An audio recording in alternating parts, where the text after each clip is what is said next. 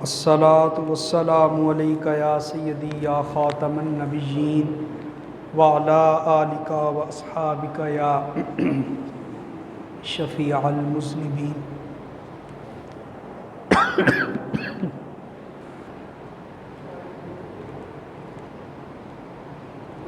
اللہ رب العزت کی حمد و ثنا اور حضور نبی کریم صلی اللہ علیہ وسلم کی ذات پہ ہدیہ درود و سلام عرض کرنے کے بعد آج کے اس خطبہ جمعۃ المبارک کے موقع پر ایک انتہائی اہم موضوع عقیدہ ختم نبوت، اس کے اوپر چند باتیں بیان کی جائیں گی۔ اللہ تعالی حق بیان کرنے کی توفیق عطا فرمائے۔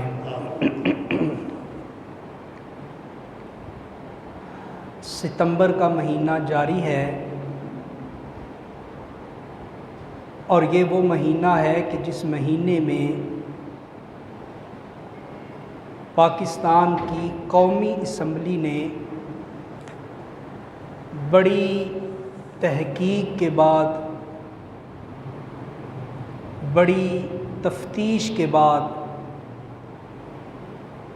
مرزائیوں کو غیر مسلم قرار دیا تھا۔ تو جب بھی ستمبر کا مہینہ آتا ہے تو ہمیں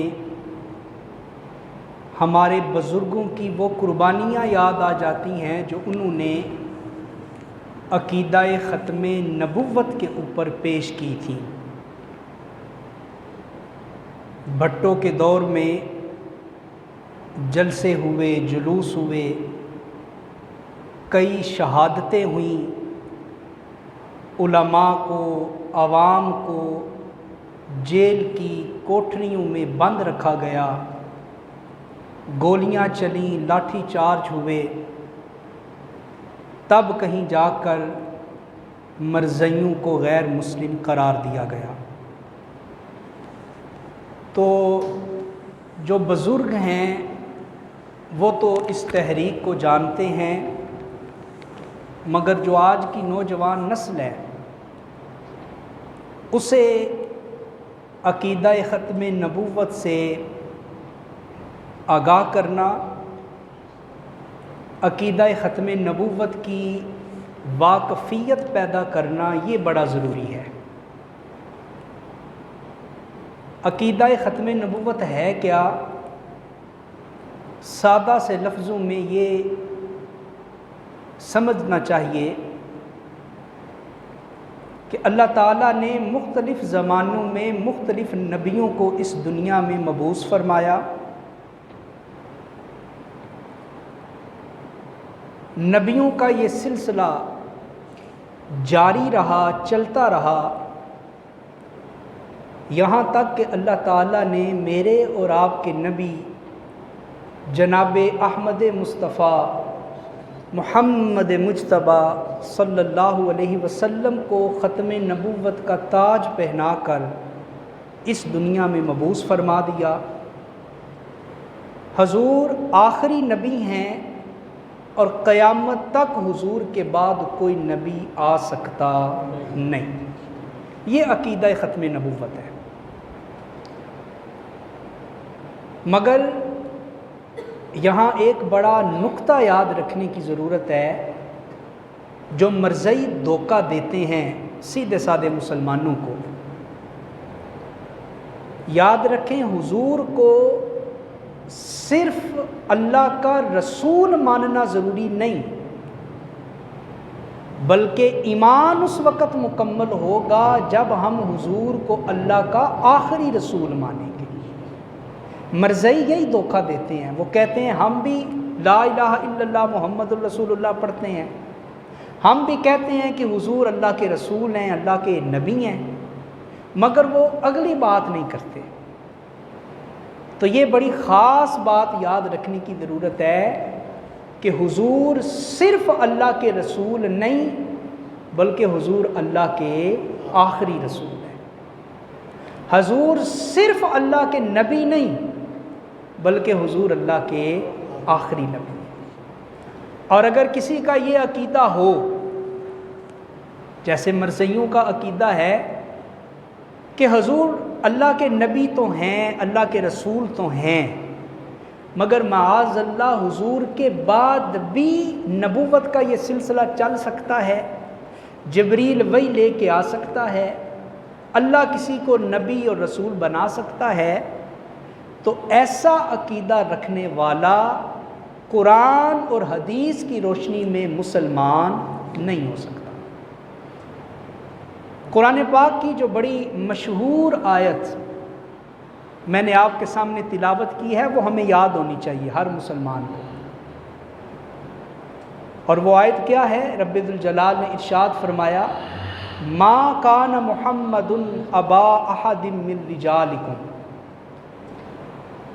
کہ محمد صلی اللہ علیہ وسلم تمہارے مردوں میں سے کسی کے باپ نہیں، ولیکن رسول اللہ، لیکن یہ کیا ہیں؟ اللہ کے رسول ہیں، یہ کیا ہیں؟ اللہ کے رسول ہیں، وخاتم النبیین، اور سب نبیوں سے آخر میں آنے والے نبی ہیں، یہ اللہ کے رسول بھی ہیں اور اللہ کے آخری نبی بھی ہیں۔ جب بھی کسی مرزئی بدبخت سے سامنا ہو جائے تو یہ آیت پڑھ کے اسے سنائیں اور اسے بولیں کہ اللہ نے حضور کو ختم نبوت کا تاج عطا فرمایا ہے، حضور خاتم النبیین ہیں۔ مگر یہاں مرزئی ایک اور دھوکہ دیتے ہیں ہمارے بھولے بالے مسلمانوں کو۔ وہ دھوکہ کیا ہوتا ہے؟ جب آپ ان کو یہ آیت پڑھ کے سناتے ہیں نا کہ خاتم النبیین، حضور خاتم النبیین ہیں، تو وہ کہتے ہیں خاتم کا مطلب ہوتا ہے مہر، تو اس کا مطلب یہ ہے کہ معاذ اللہ اللہ نے حضور کو نبی بنانے والی مہر عطا کر دی ہے۔ اب حضور جس کے اوپر چاہے نبوت کی مہر لگا دیں، نبوت کا ٹھپا لگا کر حضور جس کو چاہے نبی بنا سکتے ہیں، تو معاذ اللہ ہمارے مرزا غلام احمد کو بھی حضور نے نبوت کی مہر لگا کر نبی بنا دیا ہے۔ یہ باطل تعویل کرتے ہیں، غلط مطلب بیان کرتے ہیں، تو یاد رکھیں خاتم النبیین کا معنی کیا ہے، خاتم النبیین کی تفسیر کیا ہے؟ تو تفسیر وہ معتبر ہو جو مرزئی کرتے ہیں، یا تفسیر وہ معتبر ہونی چاہیے جو اللہ کے حبیب کرتے ہیں؟ جی کون سی تفسیر معتبر ہونی چاہیے؟ جو اللہ کے حبیب کرتے ہیں۔ اب حضور نے اس آیت کی کیا تفسیر کی؟ خاتم النبیین کی۔ یہ تھوڑی علمی باتیں ہو سکتی ہیں، آپ توجہ کریں گے تو یہ باتیں سمجھ آئیں گی، اور تھوڑا بولتے رہیے گا میرے ساتھ، چونکہ یہ موضوع اتنا اہم ہے کہ ہمارے آج کے نوجوانوں کو پتہ ہی نہیں ختم نبوت کیا ہے، مرزئی کیا ہیں، قادیانی کیا ہیں، وہ انہیں بھی اپنا مسلمان بھائی خیال کرتے ہیں۔ تو خاتم النبیین کا مطلب وہ معتبر نہیں جو مرزئی کرتے ہیں، بلکہ وہ معتبر ہے جو اللہ کے حبیب نے بیان کیا۔ اور حضور نے اس کا کیا مطلب بیان کیا؟ حضور نے فرمایا انا خاتم النبیین، میں خاتم النبیین ہوں، یعنی جو لفظ اللہ نے قرآن میں بیان کیا نا، وہی لفظ حضور نے اپنی حدیث میں بیان کیا۔ اور خاتم النبیین کی تفسیر حضور نے کیا بیان کی؟ حضور نے فرمایا انا خاتم النبیین لا نبی بعدی، لوگوں میں ایسا خاتم النبیین ہوں کہ میرے بعد کوئی نبی آ ہی نہیں سکتا ہے، لا نبی بعدی، میرے بعد کوئی نبی نہیں آ سکتا۔ تو یہ جو لا نبی بعدی، یہ عربی کے 2-3 لفظ ہیں، یہ بھی یاد کر لیں زبانی۔ کسی مرزئی سے واسطہ پڑھے، ایک آیت پڑھیں ما کان محمد ابا احد من رجالکم، وہ غلط معنی بیان کرے تو ساتھ ہی حضور کی یہ حدیث پڑھ دیں کہ حضور نے خود فرمایا انا خاتم النبیین، آگے کیا ہے؟ لا، بولیں گے آج تو بات بنے گی، لا نبی بعدی، میں خاتم النبیین ہوں اور میرے بعد کوئی نبی نہیں آ سکتا۔ اچھا، مرزائی بڑی چالاک قوم ہے، اللہ نہ کرے آپ کا واسطہ پڑے کسی مرزائی کے ساتھ، وہ ایسی چالاک قوم ہے، انہوں نے 10-15 اپنے مطلب کی آیتیں حدیثیں یاد کی ہوئی ہیں۔ کسی مسلمان سے واسطہ پڑتا ہے تو چونکہ ہمارے مسلمانوں کے پاس تو علم ہی نہیں ہوتا، وہ اسے گمراہ کر دیتے ہیں۔ اب وہ کہتے ہیں کہ ہم حضور کو نبی مانتے ہیں اور مرزے کو بھی نبی مانتے ہیں، مگر وہ کہتے ہیں کہ مرزا تشریعی نبی نہیں، غیر تشریعی نبی ہے، مرزا بروزی نبی ہے، مرزا ذلی نبی ہے۔ یہ مشکل لفظ ہیں، میں آسان کر دیتا ہوں۔ وہ کہتے ہیں کہ مرزا غلام احمد جو ہے یہ حضور کے نبی بنانے سے نبی بنے ہیں، یا یوں سمجھ لیں کہ مرزا معاذ اللہ حضور کا نائب ہے، حضور کا خلیفہ ہے، وہ وہی قرآن لوگوں کو بتاتا تھا جو حضور کے اوپر اترا تھا، وہی حدیثیں بیان کرتا تھا جو حضور کے اوپر اتری تھی۔ مگر یاد رکھیں یہ سارے مرزائیوں کے دھوکے ہیں، فراڈ ہیں، یہ دجل ہے، یہ فریب ہے۔ جب حضور نے فرما دیا لا نبی بعدی، میرے بعد کوئی نبی نہیں آ سکتا، اور یہ لا نفی جنس ہے، عربی میں یہ جو لا ہے یہ لا نفی جنس ہے۔ کیا مطلب؟ حضور نے جنس کی نفی کر دی۔ چلیں یہ بھی مشکل لفظ ہو سکتا ہے، ہم اس کو مزید آسان کر دیتے ہیں۔ جب ہم کلمہ پڑھتے ہیں، پہلا کلمہ پڑھیں ذرا، کیا ہے؟ لا الہ الا اللہ محمد رسول اللہ۔ اس کلمے کا آغاز کس حرف سے ہو رہا ہے؟ لا، لام الف لا، لا الہ الا اللہ۔ تو جس کلمے کا آغاز لا سے ہو رہا ہے نا، یہ وہی لا حضور نے اپنی حدیث میں بیان کیا۔ ادھر ہے لا الہ الا اللہ، اور ادھر حضور نے کیا فرمایا؟ لا نبی بعدی۔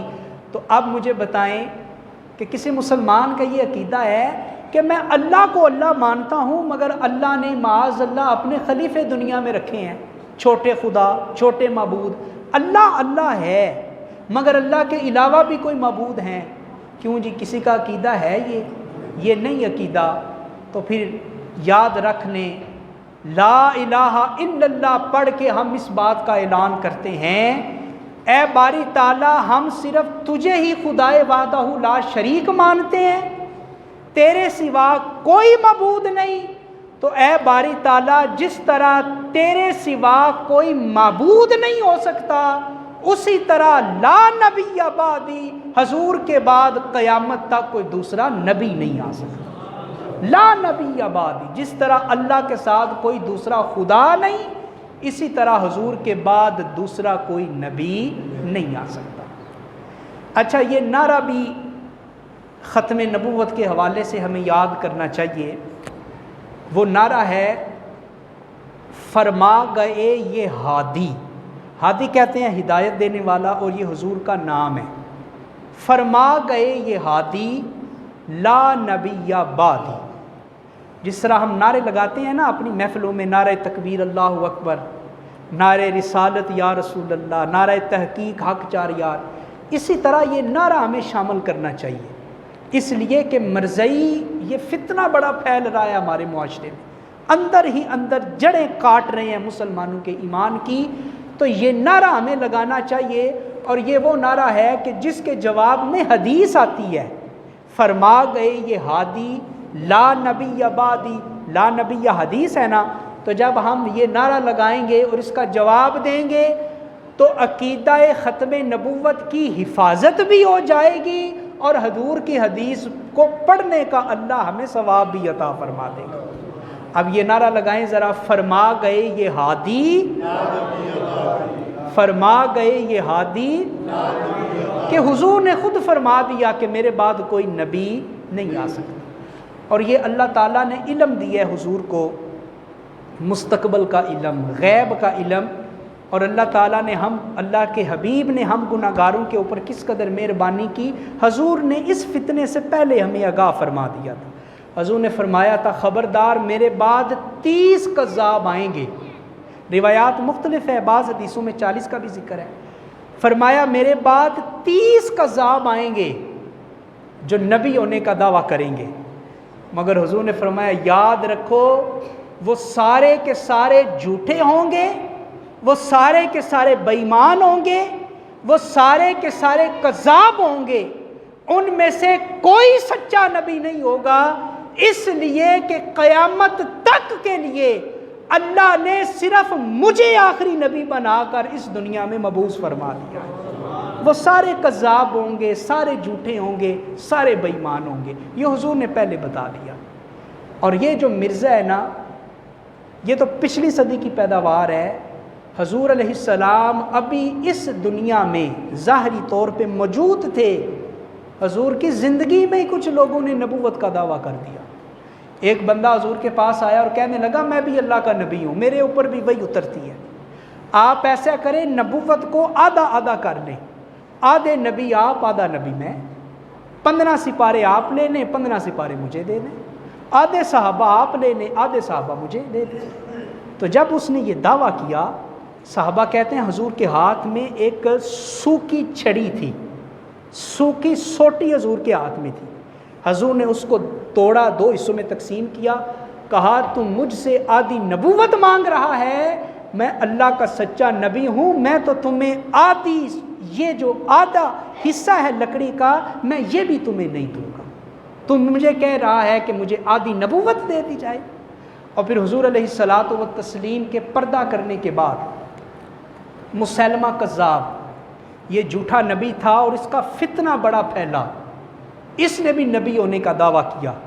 اور حضور کے بعد دور تھا حضرت جناب ابو بکر صدیق رضی اللہ تعالی عنہ کا، اور حضرت صدیق اکبر کے دور میں مسیلمہ کا فتنہ اتنا پھیلا، کم و بیش 40,000 لوگوں نے اس کا کلمہ پڑھ کے اس کو نبی ماننا شروع کر دیا۔ مسیلمہ کذاب کو ابھی حضور کو دنیا سے پردہ کیے ہوئے چند مہینے بھی نہیں گزرے تھے، اور پھر حضرت صدیق اکبر نے ایک لشکر جرار تیار کیا اور کہا کہ جب تک میں اس جھوٹے نبی کا خاتمہ نہیں کروں گا میں محمد عربی کا سچا خلیفہ آرام سے کیسے بیٹھ سکتا ہوں۔ اور صحابہ کہتے ہیں کہ وہ جنگ اتنی خطرناک جنگ تھی، اسے جنگ یمامہ کہتے ہیں۔ کون سی جنگ؟ جنگ یمامہ۔ صحابہ کہتے ہیں ہم نے حضور کے ساتھ بدر کی لڑائی لڑی، احد کی لڑی، خیبر، تبوک، خندق، ان ساری جنگوں میں اتنے مسلمان شہید نہیں ہوئے جتنے مسلمان اس جھوٹے نبی کے خلاف جہاد کرتے ہوئے شہید ہوئے۔ صحابہ کا پہلا لشکر گیا، مسیلمہ کا کلمہ پڑھنے والوں نے صحابہ کو شکست دے دی۔ دوسرا لشکر گیا، اس کو شکست دے دی گئی۔ پھر حضرت خالد بن ولید گئے اور گھمسان کا رن پڑا، اور پھر اللہ تعالیٰ نے حضور کی ختم نبوت کی کس طرح حفاظت کی۔ حضرت صدیق اکبر کی اس کمال درجے بہادری کی وجہ سے اللہ تعالیٰ نے مسلمانوں کو شاندار فتح عطا فرما دی۔ تو مسیلمہ کذاب، حضور نے جو فرمایا تھا نا کہ میرے بعد 30 کذاب ہوں گے جو نبی ہونے کا دعویٰ کریں گے، مگر یاد رکھو ان میں سے کوئی بھی سچا نبی نہیں ہوگا۔ مختلف صدیوں میں لوگ دعویٰ کرتے رہے، مگر آج چونکہ ہمارے دور میں مرزائیوں کا فتنہ، قادیانیوں کا فتنہ بڑا پھیل رہا ہے، ہمیں نہیں پتہ اندر ہی اندر سازشیں ہو رہی ہیں۔ مرزائیوں کی عورتیں، مرزائیوں کے مرد ہاتھ میں چھوٹی چھوٹی کتابیں لیے مسلمانوں کو ورغلا رہے ہیں، انہیں کبھی ویزے کا لالچ دیتے ہیں، کبھی شادی کا لالچ دیتے ہیں، کبھی کاروبار کا لالچ دیتے ہیں، اور ہمارے سیدھے سادے مسلمان کہتے ہیں کوئی بات نہیں، اندر سے تو میں کلمہ محمد رسول اللہ کا ہی پڑھتا ہوں، کوئی بات نہیں، یورپ تو جانا ہے، شناختی کارڈ کے اوپر مرزائی لکھوا لیتا ہوں، پاسپورٹ کے اوپر قادیانی لکھوا دیتا ہوں، اندر سے تو میں مسلمان ہوں نا۔ ایسے بھی کیس سننے کو ملتے ہیں، مگر یاد رکھیں یہ زندگی اگلے لمحے کا پتہ نہیں، اگلے لمحے کا پتہ نہیں۔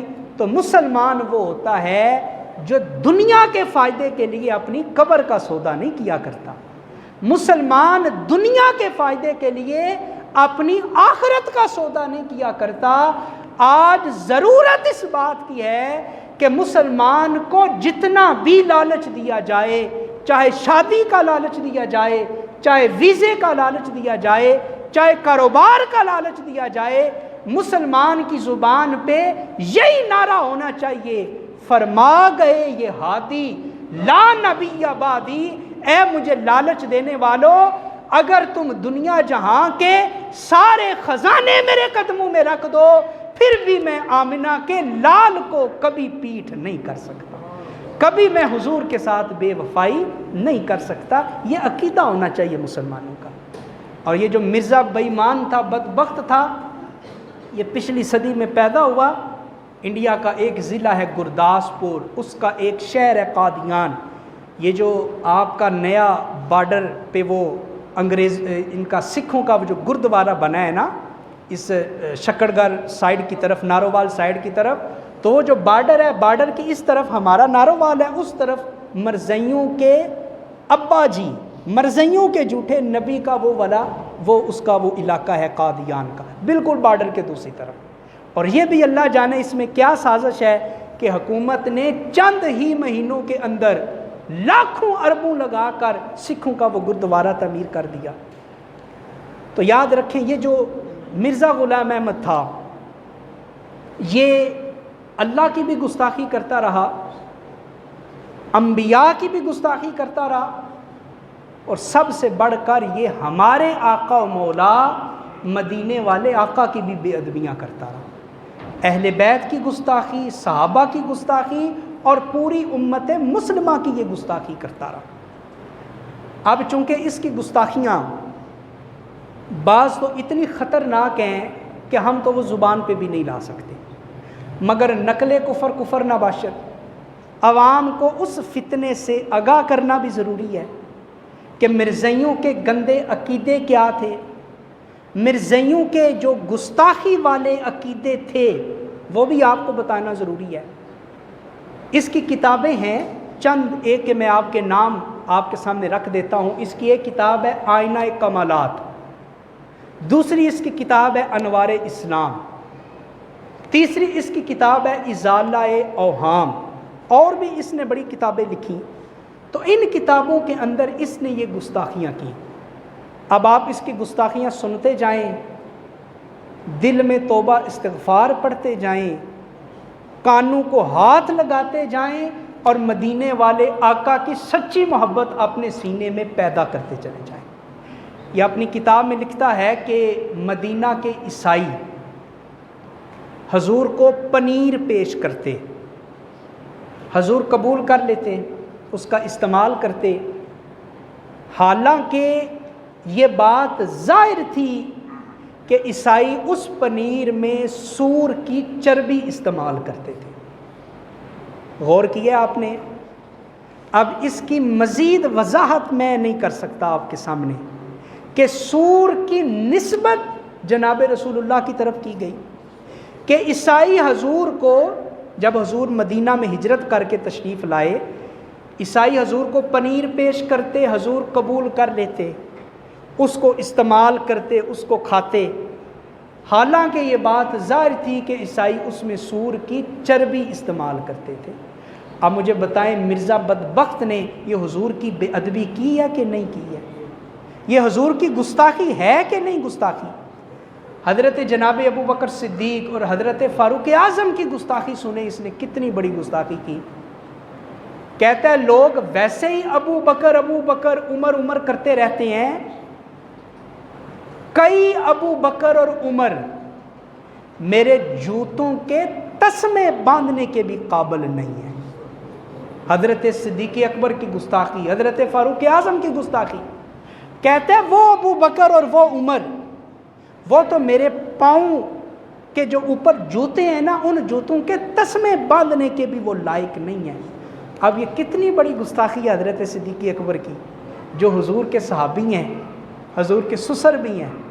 حضرت فاروق اعظم حضور کے صحابی بھی ہیں، حضور کے سسر بھی ہیں، اور عشرہ مبشرہ میں سے ہیں جنہیں حضور نے دنیا میں جنت کی بشارت عطا کر دی۔ کہتا ہے ابو بکر و عمر تو میرے بوٹوں کے تسمے باندھنے کے بھی قابل نہیں ہیں۔ اب غور کریں، وہ لوگ جو مرزائیوں کے ساتھ ہاتھ ملاتے ہیں، ان کے ساتھ دوستیاں کرتے ہیں، ان کے ساتھ کاروبار کرتے ہیں، ان کے ساتھ دعوتیں اڑاتے ہیں، اور کہتے ہیں کہ وہ میری برادری کے، وہ میرے محلے کے، وہ میرے بچپن کا دوست ہے، وہ میرا لنگوٹی ہے، میں اس کو چھوڑ نہیں سکتا۔ پھر حضرت سیدہ کائنات حضرت سیدہ فاطمہ الزہرا کی جو اس نے گستاخی کی وہ تو میں اپنی زبان پہ نہیں لا سکتا۔ حضرت علی شیر خدا کی گستاخی سنیں، کہتا ہے لوگ مردہ علی کی شان بیان کرتے ہیں۔ حضرت علی شیر خدا کا ذکر کر رہا تھا، کہتا ہے مسلمان یہ لوگ مردہ علی کی شان بیان کرتے ہیں، مردہ علی سے کئی درجے بہتر تمہارے اندر علی موجود ہے۔ اپنی طرف اشارہ کیا، کہتا ہے وہ جو علی شیر خدا تھے معاذ اللہ ان کی تو شان ہی کوئی نہیں، ان کی تو حیثیت ہی کوئی نہیں، وہ تو مر گئے۔ مردہ علی کی لوگ شان بیان کرتے ہیں، حالانکہ مردہ علی سے کئی درجے بہتر میں علی تمہارے اندر موجود ہوں۔ اب مجھے بتائیں یہ حضرت علی شیر خدا کی کتنی بڑی گستاخی ہے، کتنی بڑی بے ادبی ہے۔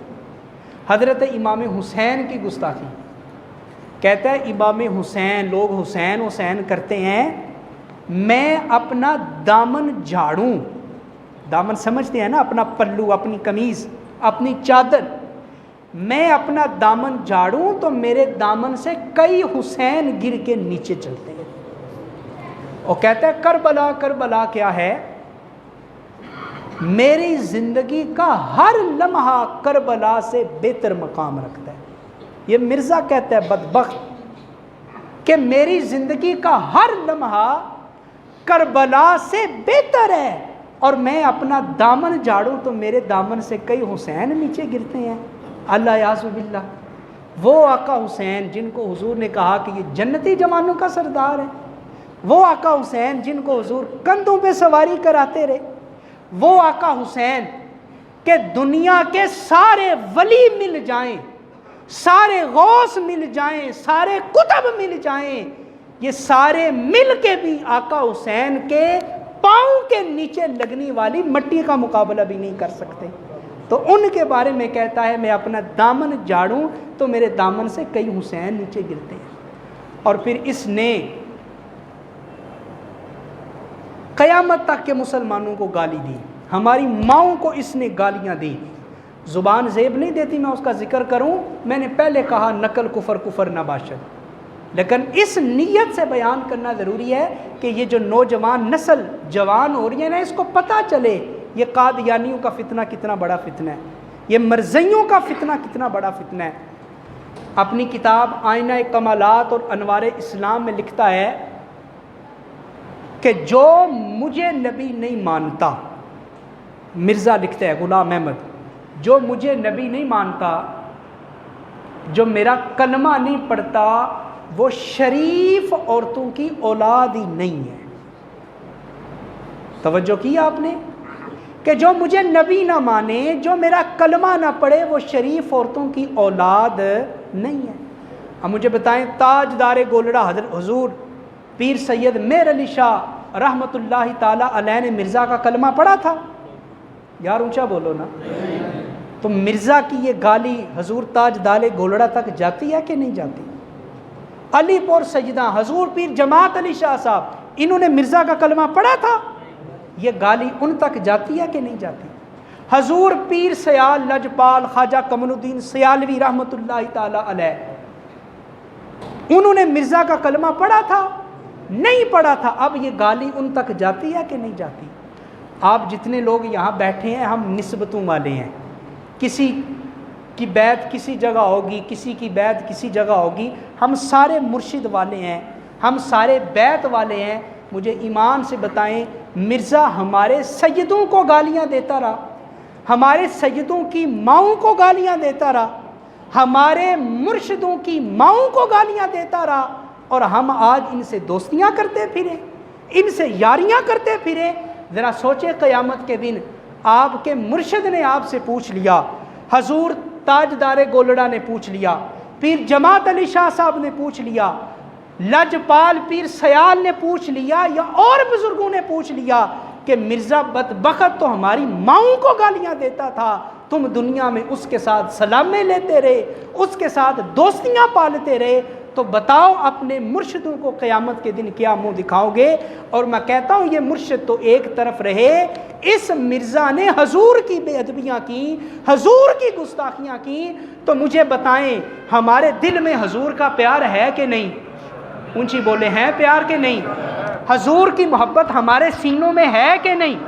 حضور کی عقیدت ہمارے سینوں میں ہے کہ نہیں؟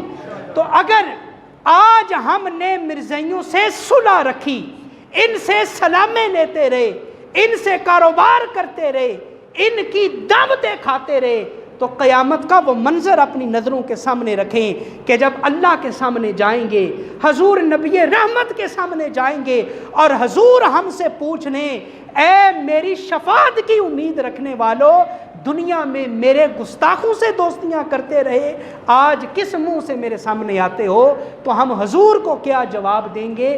اس لیے یہ عہد کر لیں، مسجد میں بیٹھے ہیں، جمعہ پڑھنے کے لیے آئے ہیں، وضو کی حالت میں بیٹھے ہیں، یہ وعدہ کر لیں کہ محمد سے وفا تو نے، تو ہم تیرے ہیں، یہ جہاں چیز ہے کیا لوہو، یہ جہاں چیز ہے کیا لوہو۔ جتنی زور سے آپ کو بولنا چاہیے نا، آپ نہیں بولے۔ ایک طرف حضور کی شفاعت کی طلب، حضور کی نظر رحمت کی امید، اور دوسری طرف مرزائیوں کے یہ عقائد، ذرا گج وج کے اس مسجد میں اللہ کو گواہ بنا کے کہہ لیں کہ کی محمد سے وفا تو نے، تو ہم تیرے ہیں، یہ جہاں چیز ہے کیا لوح و قلم تیرے ہیں۔ اے باری تعالی، ہم مسجد کی ان دیواروں کو گواہ بنا کے کہتے ہیں ہم کسی مرزائی سے صلح نہیں کریں گے، ہم کسی مرزائی سے سلام نہیں رکھیں گے، ہم کسی مرزائی سے دوستیاں نہیں پالیں گے، اس لیے کہ ہمیں حضور کی شفاعت چاہیے، ہمیں حضور کی نظر محبت چاہیے، ہمیں حضور کی نظر عنایت چاہیے۔ اللہ، ہم تیرے گھر میں بیٹھ کے تجھے گواہ بنا کے یہ وعدہ کرتے ہیں کہ کی محمد سے وفا تو نے، تو ہم تیرے ہیں، یہ جہاں چیز ہے کیا، یہ جہاں چیز ہے کیا۔ مولانا سردار احمد فیصل آبادی اعلیٰ حضرت کے شاگرد بھی ہیں، خلیفہ بھی ہیں، اور مولانا سردار احمد صاحب جب ان کا وصال ہوا نا تو سخت دھوپ تھی، جنہوں نے جنازہ پڑھا وہ کہتے ہیں باقی قبرستان میں تو دھوپ تھی، مگر جب ہم نے ان کو دفنایا تو ان کی قبر کے اوپر اللہ نے اپنی رحمت والی بارش کو نازل فرما دی۔ یہ مولانا سردار احمد صاحب گجرانوالہ حضرت حاجی ابوداؤد صادق صاحب کے پیر اور ان کے استاد اور کئی بڑے بڑے علماء کے استاد، ان سے کسی نے پوچھا کہ آپ نے کوئی ایسا عمل بھی کیا کہ جس کے اوپر آپ کو فخر ہو آپ کے اوپر؟ تو مولانا سردار صاحب کہتے ہیں ہاں، میرے نامہ اعمال میں ایک عمل ایسا ہے۔ پوچھا وہ کیا ہے؟ فرمایا وہ عمل یہ ہے کہ میں نے آج تک اپنا یہ ہاتھ حضور کے کسی گستاخ کے ہاتھ کے ساتھ نہیں ملایا ہے، میں نے یہ ہاتھ کسی مرزائی کے ساتھ نہیں ملایا، اور کل قیامت کے دن اللہ مجھ سے پوچھے گا نا سردار بتاؤ کیا لے کے آئے ہو، تو میں قرآن نہیں پیش کروں گا، حدیث نہیں پیش کروں گا، اپنے مرید نہیں پیش کروں گا، اپنی زندگی بھر کا درس نہیں پیش کروں گا، میں کہوں گا اے باری تعالیٰ، سردار احمد نے یہ ہاتھ نبی کے دوستوں کے ساتھ تو ملایا ہے، نبی کے دشمنوں کے ساتھ نہیں ملایا ہے، اور اللہ کرم کرے گا، اسی عمل کے صدقے اللہ مجھے جنت عطا فرما دے گا۔ حضرت کعب بن مالک حضور کے صحابی تھے، حضور ان سے ناراض ہو گئے۔ غزوہ تبوک کا یہ بڑا لمبا واقعہ ہے، میں اشارہ کرتا ہوں۔ حضور ان سے ناراض ہو گئے، حضرت کعب بن مالک سے۔ آپ اپنے باغ میں گئے تو وہاں ان کا چچا زاد بھائی، وہ بھی مسلمان صحابی، وہ باغ میں کام کر رہے تھے، انہوں نے جا کے سلام لی، مگر انہوں نے جواب نہیں دیا۔ حضرت کعب بن مالک پلٹ کے دوسری طرف گئے، وہاں جا کے سلام لی، مگر پھر بھی جواب نہیں دیا۔ پھر تیسری سمت سے آئے اور اپنے چچا زاد بھائی کا بازو پکڑ کے ہلایا اور کہا کہ تو میرے چچا کا بیٹا ہے، میرا تیرا خون ایک ہے، تو میرا بھائی ہے، سلام کا جواب کیوں نہیں دیتا؟ تو حضرت کعب بن مالک کا جواب سنیے گا اور پھر مرزائیوں کے اوپر لعنت ڈالیے گا۔ حضرت قتادہ نے اپنا بازو چھڑایا اور کہا کہ اے کعب، تو میرا بھائی بعد میں لگتا ہے مگر رسول اللہ کا غلام میں پہلے لگتا ہوں. تو میرا بھائی بعد میں ہے، حضور کا غلام میں پہلے ہوں. حضور تجھ سے ناراض ہیں تو میں تیرے ساتھ صلح کیسے